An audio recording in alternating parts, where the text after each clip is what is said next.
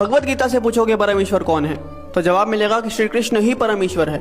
और वहाँ आपको संत सूरदास जी, मीराबाई जैसे महान संत मिलेंगे जिन्होंने कृष्ण भक्ति में उस परम तत्व को प्राप्त कर लिया। आप शिव पुराण से पूछोगे कि परमेश्वर कौन है, तो जवाब मिलेगा कि शिव ही परम तत्व है। और वहाँ आपको ऋषि मार्कंडेय जैसे महान ऋषि योगी ज्ञानी मिलेंगे जो कि परम शिव भक्त हैं। कुरान कहती है कि खुदा सबसे बड़ा है। और वहाँ आपको फरीद जी जैसे महान सूफी संत मिलेंगे जिन्होंने अल्लाह अल्लाह की धुन से उस परम तत्व को प्राप्त कर लिया। और गुरबानी भी आपको एक ओंकार का उपदेश देती है। तो सवाल है कि इनमें से सही कौन है और गलत कौन है, और जवाब है कि इनमें से सही तो सारे हैं, लेकिन गलत वो इंसान है जो इनमें से किसी एक पथ पे चलते हुए बाकियों का अनादर करता है, अपमान करता है। इसीलिए कबीर जी ने कहा था कि कबीरा कुआं एक है, यानी कि वो जो परमात्मा है वो एक विशाल कुएं की तरह है और पानी भरे अनेक, यानी कि हम और आप अलग अलग नामों से, अलग अलग स्वरूपों से उस भगवान को पुकारते हैं। लेकिन आगे कबीर जी कहते हैं कि भांडे ही में भेद है और पानी सब में एक। मतलब जो भांडा है यानी कि हम, भेद तो यहाँ पे है, क्योंकि आप इंसान को तो अलग कर सकते हो लेकिन भगवान को कभी बांटा नहीं जा सकता। अब प्याला चाहे सोने का हो या पीतल का,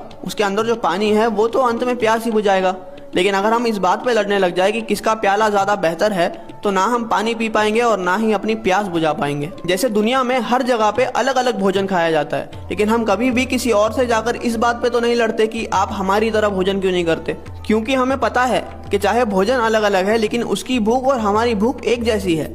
हो सकता है कि वो ब्रेड खाकर अपनी भूख मिटा रहा है और हम रोटी खाकर, लेकिन उसका असर जो हमारी बॉडी पे होगा वो एक जैसा ही होगा। इसलिए हमारी पेट की भूख तो मिट जाती है लेकिन हमारी परमार्थ की भूख कभी मिट ही नहीं पाती। हम लड़ने में इतने बिजी है कि हमें खाने की, यानी कि उस भक्ति को अनुभव करने की फुर्सत ही नहीं है। कबीरा कुआं एक है और पानी भरे अनेक, भांडे ही में भेद है, पानी सब में एक।